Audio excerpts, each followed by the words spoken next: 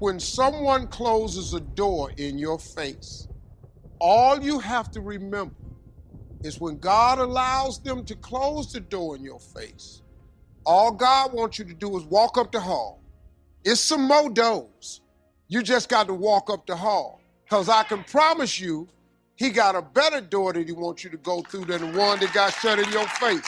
That's a fact. But what happened to people is they stand there beating on the door. Open it back up. We're going to do a write-in campaign. Where are you leaving? I got to have my job. What about my benefits? Hey, stop. The door is closed for a reason. I'm telling you, you can make whatever kind of money you want to make. You can have whatever you want to have. You can do whatever you want to do. Like, there are no limitations. And aren't you tired? There's some of y'all out there right now. You're tired. You know, somebody telling you when to come to work. Somebody telling you when to take lunch. Somebody telling you when to do a vacation. Somebody telling you what you can and cannot do. Some of us, we were born to fly. But what I'm telling you is when you become the right person, what I mean by the right person is once you identify who you are and you begin to separate yourself from the masses, and you begin to see your individuality, when you begin to see your talents, when you begin to see your personal skills. All right, it's like this. If you ever wore a suit from the store before, that's one thing. But if you ever got a suit tailored, are you hearing what I'm saying? If you ever got a tailored suit before, you know that it's different from going to buy a one-size-fits-all suit and then having a suit that's tailor-made. It fit different. The pants are different. The way you walk in it is totally different. Why? Because it's fit to you. And what I'm telling you is you need to have a tailor-made life. When you were created with a specific purpose, a specific design. I don't care if you was born and, your parents didn't claim you. You still special. I don't care if your mama wasn't in your life, your daddy wasn't in your life, you are still special. When you were created, you were designed to do what nobody else can do. And I'm telling you, when you become the right person,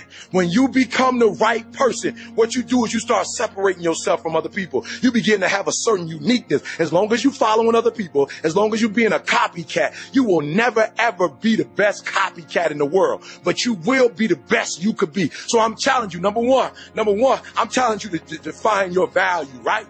Number two, I challenge you, listen to me. If you want to make more money, if you want to be more successful, if you want to have and do stuff you ain't never done before, number two, I'm asking you to invest in you. That's right. Invest what? Number one, I'm asking you to invest time. I'm asking you to invest time in yourself. Some of y'all, you spend so much time with other people. You spend so much time trying to get people to like you. You spend so much time trying to fit in that you don't even know who you are. You know other people more than you know yourself. You studied them. You know about them. You want to hang out like them. You want to be just like them. And you know what? You've invested so much time in them, you don't know who you are. I challenge you to spend time by yourself. I challenge you to take yourself out. There's some young ladies right now, you fine, you pretty, you got it going on. Some brothers, you handsome, you suave, you got swag. But you know what your problem is? You've been in one relationship after another relationship, and you ain't never been in a good relationship because you don't even know you. You spend so much time taking her out. You spend so much time trying to impress him. You spend so much time buying her flowers, taking her out to lunch. You spend so much time calling him. You don't even know who you are. You heard what I said. You've invested so much of your time in being liked by other people, being loved by other people, being appreciated by other people, that you don't even know who you are. And I challenge you to invest time in your own self. I challenge you to get to a place when people don't like you, it don't even bother you no more. Why? Because you're not concerned with trying to make them happy, because you're trying to blow up. You're trying to get to the next level. E.T., I don't like the fact that you do this. I don't care. I'm not living my life for you. I'm living my life for me. So me and Coach was talking, right? And I ain't proud of it, but I just like to keep it 100. I'm a high school dropout. I ain't proud of it. I dropped out my senior year in high school. And I'm just keep it real, because I was dumb. It was because I left home at an early age, and I don't have no other way to say it. Coaches, forgive me, but my boys was on the block. So while I'm in school from 8 to 3, they getting it in. So they picking me up in Mustang 5.0. They picking me up in the Jeep with the top off. And the sound, no seat, they didn't blew the back seat out, no black seat now. They just got the 8 and 10s in the back, and it's woof, woof. And I'm coming out of class, getting in the car. They coming right up to Henry Ford. I'm from Detroit, 8 Mile. They coming right up, grabbing me. E, you ready? I'm getting in the ride, like, why am I still going to school? They're like, why are you getting F's and D's? Like, why are you still going to school?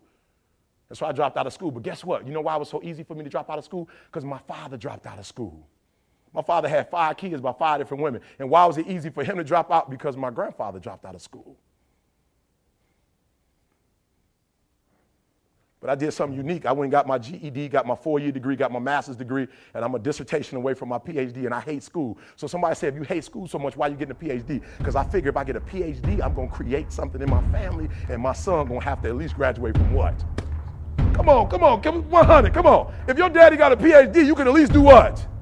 You can at least graduate from high school. And let me tell you something, I told my son, I ain't trying to put no pressure on you, but it's been 60 years since a male in our family has graduated from high school. Son, I'm gonna need you to take your senior year serious. We got a lot riding on you, and I'm telling you, greatness is here, but it ain't on Cam's shoulders no more. It ain't on Farley's shoulder no more. It ain't on Bo Jackson's shoulder no more. Now greatness is on whose shoulder? That's why I wake up every morning at 2 o'clock, 2:30, because I got my mama counting on me. I got my sister counting on me. I got my son and my daughter counting on me. I got a world that gets up every morning and watches me. I got little kids who don't believe that they can do it. When they saw me, they thought now they can do it. So I get up every morning at 2:30, 3 o'clock. Why? Because greatness is upon me. Dr. King is dead. Malcolm X is dead. I'm that new guy. I'm that new inspiration. I'm the guy you look at when your daddy ain't in your life, when your daddy in prison. I'm that guy that comes to your high school and tell you, you can make it happen. Greatness is upon you. You better act like it.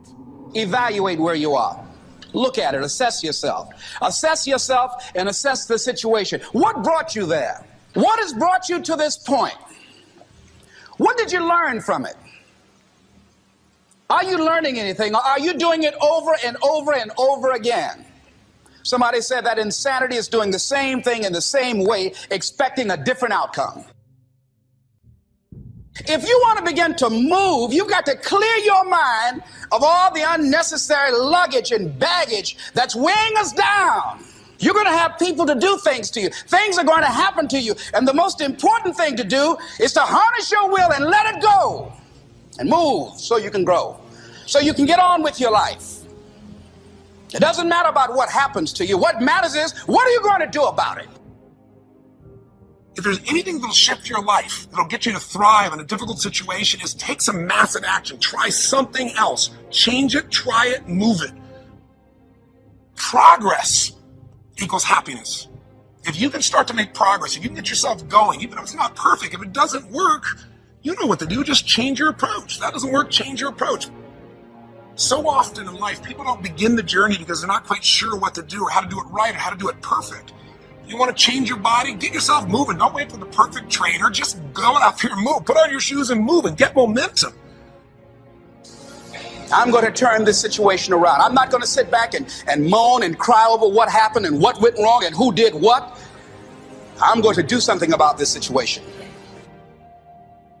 The greats think differently. The greats see differently, right? The greats have a different worldview. The greats, they approach the game in a totally different way. So I need you to do me a huge favor. I need you to think about what you're thinking about when your effort is low.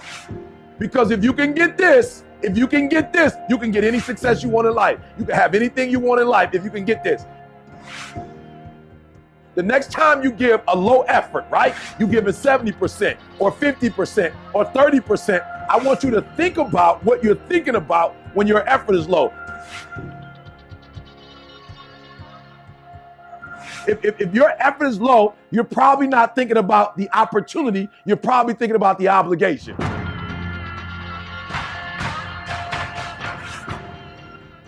And when you think about E.T., how you stay pumped up? E.T.'s how you stay on fire. E.T., how you always driven, even in the midst of trials and tribulations, even in the midst of your haters, when people try to break you and tear you down. E.T., how you stay strong. I keep thinking about the opportunity. Every single day, I'm thinking about the opportunity, and I'm not looking at this thing as an obligation. I'm not looking at this thing as something that I have to do, or that I'm forced to do, right? Something that somebody's making me do. Every time I wake up, I'm thinking, I'm alive, baby. This is the day. This is an opportunity. If you want what you've never had before, if you want to do what you've never done before, if you want to be what you've never been before, change your mentality. And I want you to see that effort goes up when you look at it as, I got an opportunity of a lifetime. But you should be excited about the fact that you have an opportunity.